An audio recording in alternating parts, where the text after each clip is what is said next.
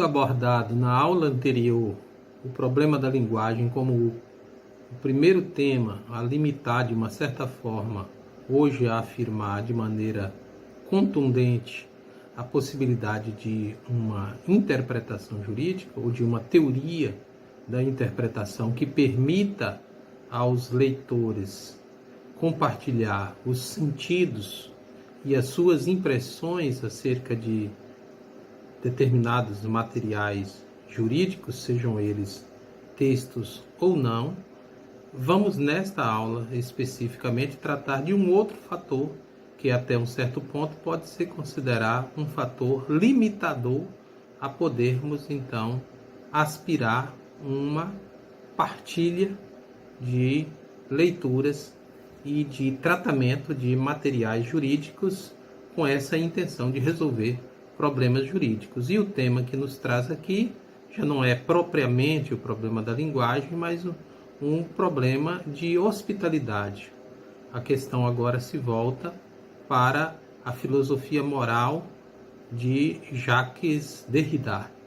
O tema, então, aqui elencado é o silêncio e a hospitalidade ética em Derrida e a experiência da desconstrução jurídica em Balkin. Os textos fundamentais para este assunto serão as leituras do próprio Derrida, em um texto dele que é um texto fundante, que é da hospitalidade, está traduzida em língua portuguesa assim, da hospitalidade. Há um outro texto dele também, não creio que não há tradução no Brasil, eu tenho uma tradução de Portugal e sei de uma tradução também espanhola, que é sobre o que se poderia traduzir como força de lei. E em relação a Balkin, que é um autor, um jurista, filósofo americano de Harvard, esse não tem até, se bem que tem agora, está prestes a sair a tradução de um orientando meu do doutorado, Pedro Duarte, está prestes a sair aí, uma tradução de um texto seminal dele, que é não me recordo agora exatamente as palavras em português, mas é qualquer coisa no que diz respeito desconstrução jurídica e teoria do direito, mais ou menos assim. São textos básicos. Ele tem disponível, porque ele é um autor que publica livremente boa parte dos seus trabalhos na internet. Pois bem, vamos lá. Por qual motivo a gente pode dizer que até um certo ponto a ética da singularidade ou da alteridade, como quiserem, ou da hospitalidade, também podemos dizer, de Derrida é um fator limitador para a interpretação do direito, falarmos de uma teoria da interpretação jurídica. Vamos lá. O autor argelino, na verdade, mas da escola francesa, da filosofia, é um dos autores que também testemunha e que faz referência a um estado atual de pluralidade e de diferença. Na situação de dizer que, diferentemente da modernidade em que se buscava a igualdade e a universalidade, no nosso tempo celebra essa pluralidade. Isso quer dizer que hoje não estamos mais interessados em buscar um modelo de vida boa ou de felicidade que possa ser subscrita por todas as pessoas, mas cada um está atrás de realizar as suas próprias concepções da felicidade. Os discursos hoje de emancipatórios ligados a questões de gênero, de identidade, de religião e outros fatores igualmente por trás dos movimentos de reconhecimento, dizem respeito exatamente a isso, essa perda desse referente comum e universalizável que reinou absoluto durante a modernidade. Então Jacques Derrida faz essa diferença e coloca isso como uma questão a ser investigada e estabelecer até determinados limites para uma ética universal. Então diz que nós vivemos numa situação de irrepetibilidade, de maneira que uma forma de fazer justiça àqueles que são diferentes de nós, ao estrangeiro, ele usa muito a palavra estrangeiro, mas não no sentido do direito constitucional ou do direito internacional público, mas no sentido estrangeiro, aquele que não faz par comigo. Na verdade, aqui se trata de uma reflexão herdada do seu mestre, Emmanuel Levinas, e diz respeito do outro, definido como aquele que não faz par comigo, aquele que tem para comigo não exatamente uma relação de igualdade, mas de assimetria, tanto que se grafa com inicial maiúsculo. Então o outro é sempre um absoluto. E então essa situação hoje de irrepetibilidade faz com que não haja esse grande livro de instruções que se imaginou e buscou no passado para ser lido nos diferentes etos contemporâneos. De maneira que essa pluralidade deixa sempre o outro, o estrangeiro, em situação de indefeso, quando ele é levado, quando ele é interpelado, pelo fato de ele não falar a língua daquele que o interpela. Então, em verdade, essa é a situação que coloca a ética de Derrida, da hospitalidade, numa situação de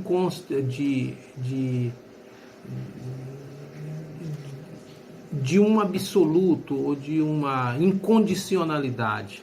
Na verdade, essa é uma questão mais longa que mereceria mais tempo para desenvolver, mas se trata de uma discussão enquanto Derrida estava vivo, uma longa discussão que travou com Habermas, enquanto Habermas, diante dessa situação de pluralidade, de uma situação, às vezes, de intolerância, de conflitos internacionais, e o seu discurso da ética da comunicação, disse que a única forma que nós temos para lidar com o outro, com o estrangeiro, com aquele que é diferente de nós, era a da tolerância. Jacques Derrida, diante disso, contrapõe o discurso da tolerância ao discurso da hospitalidade. Na visão dele, a tolerância é um discurso que não respeita a diferença, não está à altura de lidar com a diferença na contemporaneidade, porque a ética da tolerância é uma ética cristã, é uma ética que permite viver, mas não reconhece a autenticidade de uma outra forma de vida. Daí que a melhor forma de lidar com o outro, o absolutamente o outro, é acolhê-lo de maneira ou de forma incondicional, na ideia de hóspede por ele aqui pensado, diferente da ideia tradicional de hospitalidade, quando nós fazemos um churrasco na nossa casa para comemorar a taça do nosso time, e aí nós chamamos as pessoas que nos interessam. Vamos lá na agenda do celular e chamamos as pessoas que nos interessam. Diz Jacques Derrida, isso não é hospitalidade, a verdadeira hospitalidade. Essa aí é a hospitalidade do direito, né? A verdadeira hospitalidade é esta, que você recebe o hóspede na sua casa de maneira incondicional. O hóspede é sempre esse que pode vir ou não vir, mas no momento em que ele chegar, você deve estar a postos para recebê-lo e acompanhá-lo, atravessar a soleira da sua própria porta. A sua casa vai estar sempre arrumada, a mesa sempre posta, as toalhas perfumadas, a água sempre fresca para lavar os pés e refrescar o caminho. O verdadeiro hóspede é esse que vem, pode vir ou não vir, pode chegar de madrugada ou nem nunca vir, mas que nós vamos ao seu encontro na soleira da porta e o deixamos entrar. sem saber de onde ele vem, o que veio fazer, quantos dias vai ficar na nossa casa. Não podemos sequer lhe perguntar o nome, porque perguntar o nome é uma espécie de uma violência praticada contra a singularidade da outra pessoa. Daí que o Arouso Linhares, da Faculdade de Direito da Universidade de Coimbra, meu eterno orientador, em um texto belíssimo acerca desta questão, vai dizer que a proposta de Jacques Derrida, levada a sério, tornaria impossível a prática do direito, tendo em vista que a ética da singularidade derridiana não permite a comparação, e a comparação é um elemento fundante da prática jurídica. Resolver controvérsias jurídicas significa comparar condutas e sujeitos, o que não está permitido numa ética da autenticidade com essa dimensão que nos é proposta por Jacques Derrida. E é exatamente essa situação é que levará à ideia da desconstrução, porque Derrida é um filósofo importante do século XX, dentre outras coisas, pela elaboração de uma teoria da interpretação que é conhecido pelo nome de desconstrução. Pois bem, e isso, de uma certa forma, alcança diretamente o direito. De que forma? Considerando que, nesse caso que nós estamos aqui a tratar nos limites do direito, para Derrida, há uma espécie de um fundamento místico da autoridade. Isto é, aliás, o que está nesse texto sobre a força de lei. Porque aqui somente a desconstrução poderia resolver. De maneira, a ideia que ele cultiva é a seguinte, é que o direito nasce de supostas convenções. Questionável essa afirmação de pensar o direito como texto, mas de qualquer sorte é isso que ele pensa. Mas ele diz que todo o direito surge de textos que são fundados em outros textos. Então o juiz profere uma sentença fundada no Código Penal, uma sentença penal fundada no Código Penal, que está fundada na Constituição e que por sua vez está fundada numa Constituição anterior. Então, de maneira que ele diz que se nós regressar, nós não podemos regressar para a eternidade até encontrar o texto primeiro. Então, haveríamos de reconhecer, dizer que na origem um texto foi escrito de maneira infundada, né? Que nós temos que admitir que há um limite para isso e que em um determinado momento um texto foi escrito sem se basear em outro texto. Aí essa ideia que ele tem do direito como algo um tanto quanto místico, a ter que admitir que existiu um texto anterior que nós não desconhecemos. Então essa autoridade fundadora do direito é sempre algo ilegítimo. Então, ao que nos leva aqui, então, diante da exigência daquilo que ele chama da desconstrução. A desconstrução é uma técnica de leitura, segundo ele, de leitura de textos, em que o leitor é levado a enfrentar os paradoxos de todos os textos, enfrentar a origem das palavras, as anamneses, recorrer aí a tudo que diz respeito ao aspecto da língua para poder desconstruir, ir à origem dos textos e desconstruir hierarquias, ideias estabelecidas ao longo do texto e que às vezes faz com que o texto revele sugira determinadas evidências que, na verdade, ele não tem.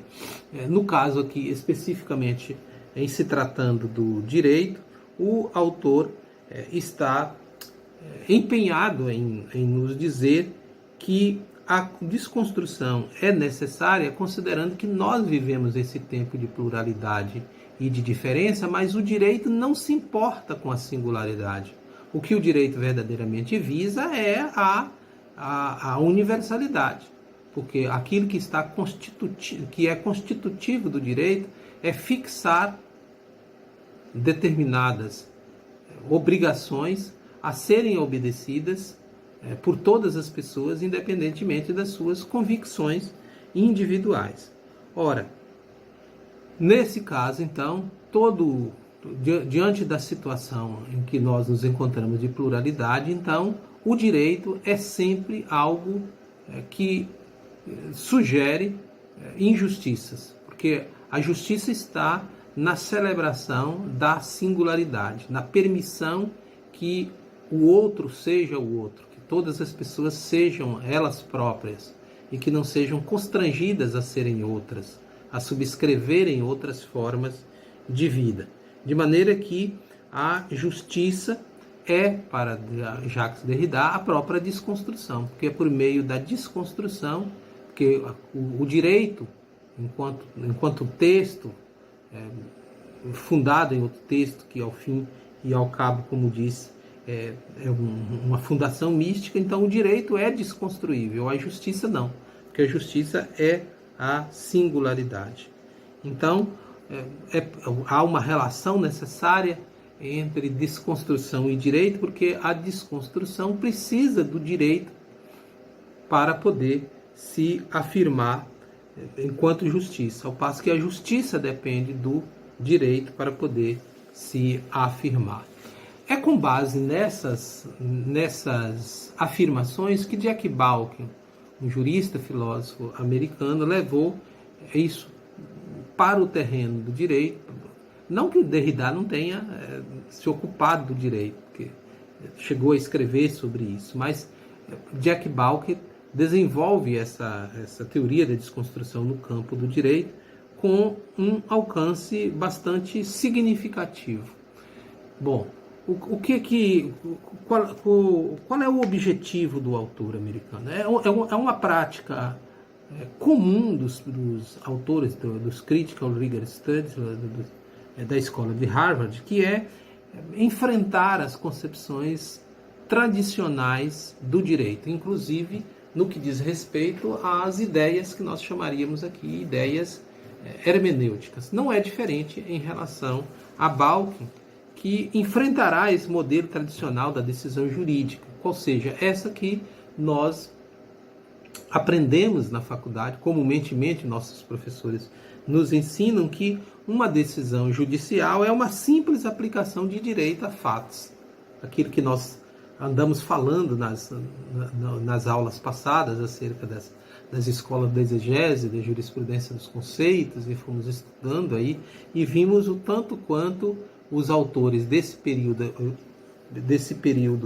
pós-iluminista e pós-iluminista foi movido por essa ideia de que decisões judiciais são fruto de exercícios de lógica formal, de subsunção. Então, Jack Balkin contesta com veemência essas crenças para dizer que o direito não é a decisão judicial não é uma simples declaração de direito preposto.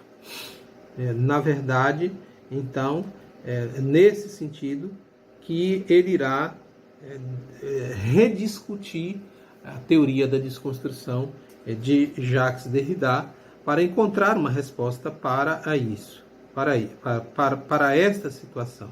Na verdade, o direito aí continua sendo pensado como um texto e esse texto funciona como um limite à própria interpretação dentro de um determinado contexto. De qualquer sorte, o autor americano vai recusar uma fundamentação filosófica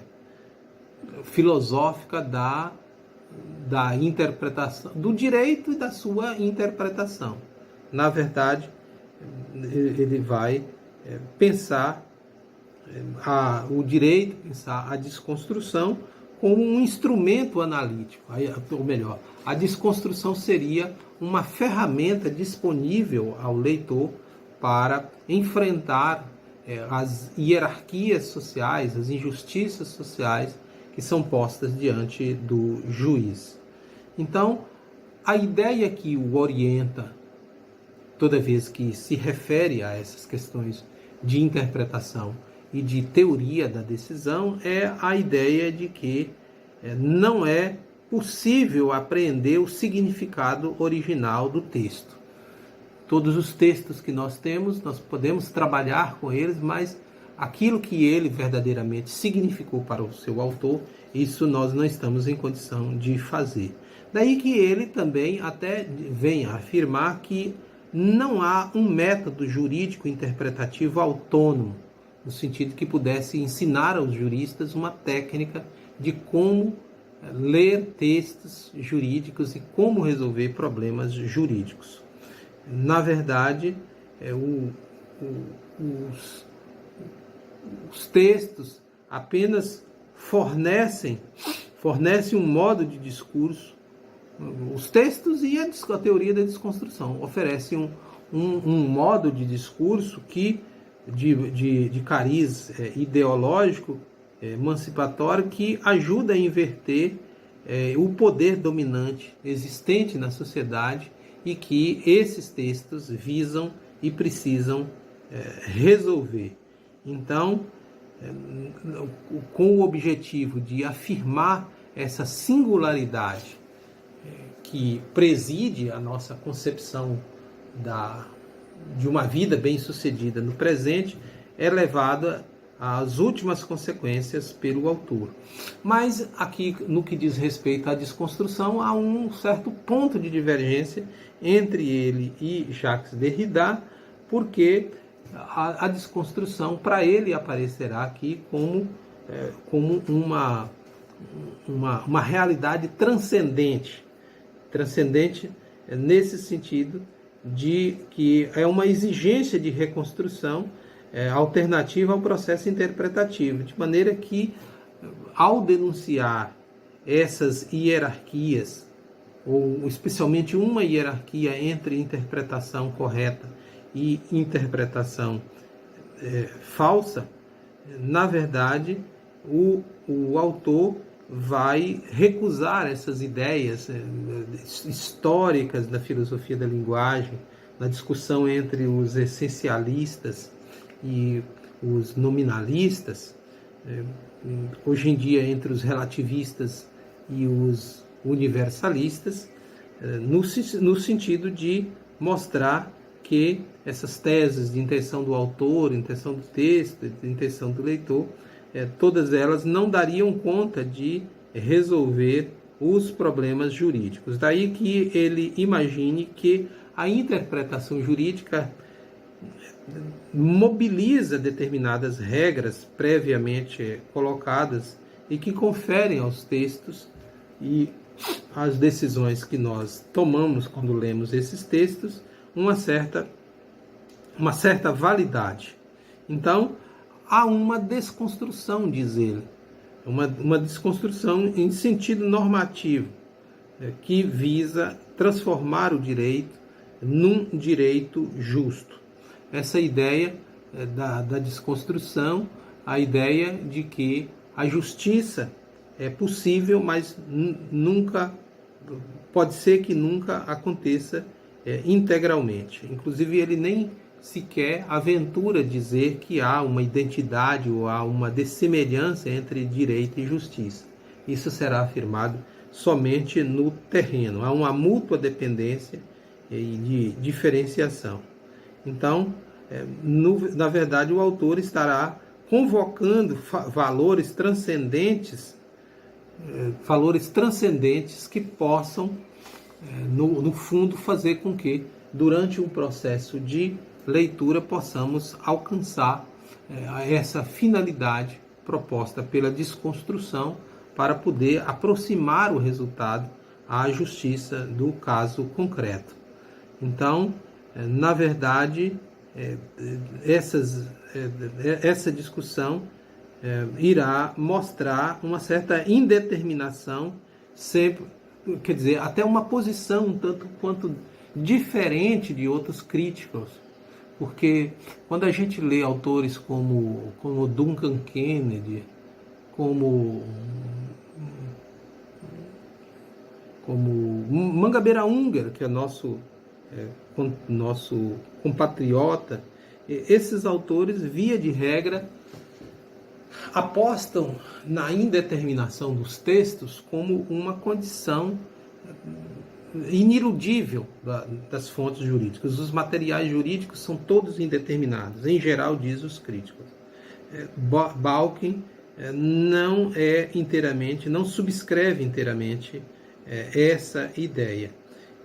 Ele admite que existe um certo relativismo, que isso pode interferir de alguma maneira, mas esse relativismo se parece muito mais do que um contextualismo, com essa ideia que ele tem de que culturas diferentes têm histórias, têm problemas e têm critérios de solução de controvérsias distintos.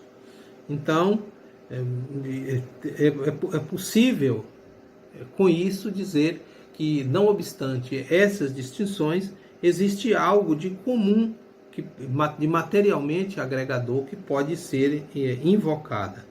Então, a desconstrução é para ele exatamente um instrumento que possa nos proteger do niilismo, que possa concretizar a ideia de justiça. Na verdade, esse impossível da justiça é apenas nesse sentido de dizer que a justiça nós nunca podemos realizar inteiramente essa justiça. Então, se trata de um autor, de um leitor de Derrida, mas que tem com ele uma ou outra diferença. No caso aqui, quando nós falamos de Derrida, nós estamos falando dessa ideia de que a justiça é desconstrução, ou seja, é a técnica de enfrentar os paradoxos dos textos, recorrendo à origem das palavras, às contradições existentes nos textos, etc. Para ele, a desconstrução é exatamente isso. Daí que ele considerasse que a desconstrução seria a própria justiça. Então, essa desconstrução visa a justiça, que não é infinita, mas a justiça infinita requer uma interpretação singular, uma interpretação destrutiva, restaurativa, suspensiva da lei, para poder afirmar a singularidade. Ora, se o problema atual é o problema da pluralidade, das diferentes concepções da vida boa, da felicidade, então estabelecer um padrão de comportamento social e exigir que diferentes pessoas, independentemente das suas concepções de felicidade, subscrevam esse modelo de vida, significa cometer uma injustiça. Daí essa predileção que o autor estadunidense tem pela figura da desconstrução, porque ela é que vai permitir a suspensão da lei, a restauração e até a própria suspensão da lei, no sentido de afirmar a singularidade. Ora, em Balkin isso é diferente, porque a justiça aparece aqui como um verdadeiro valor, mas não qualquer valor, um valor transcendente. A justiça nunca é realizada inteiramente pelo direito positivo, diz ele. Então, a desconstrução, para ele, não é a própria justiça. A desconstrução é uma espécie que, em língua, em matéria de língua, nós chamaríamos de um hiato. Na verdade, a desconstrução é um hiato entre a justiça e o direito, entre o valor e a cultura. Isto é, na verdade, quando nós falamos que nós estamos diante de uma determinada regra de direito, nós estamos diante de um determinado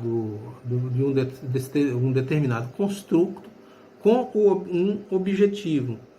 Por trás dessa construção haveria um valor imanente, que é o da realização da justiça. Daí então que o autor americano, apesar de ter essa dívida de gratidão para com Jacques Derrida, apesar de subscrever e levar adiante algumas ideias do autor no que diz respeito ao problema da desconstrução e da justiça, enxerga um tanto quanto diferente, e é isso que, do ponto de vista da interpretação,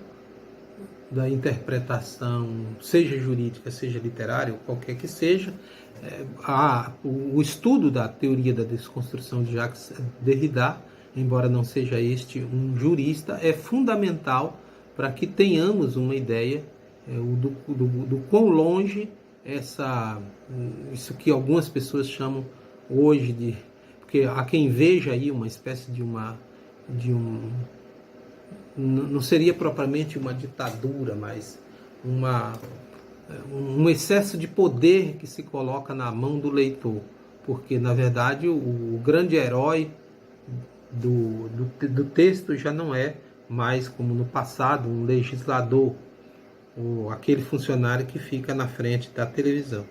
O verdadeiro herói é o próprio intérprete. As críticas que se costuma atribuir aos desconstrucionistas, que empoderariam por demais o leitor, alguns críticos chegando a acusá-los de acabar com os textos, que os intérpretes seriam uma espécie de intérpretes voluntariosos e capazes de fazer com o texto que eles bem entendessem. Pois bem, isso é a teoria da desconstrução, fundada nessa ideia da ética da singularidade, ou da alteridade, ou da hospitalidade incondicional de Jacques Derrida.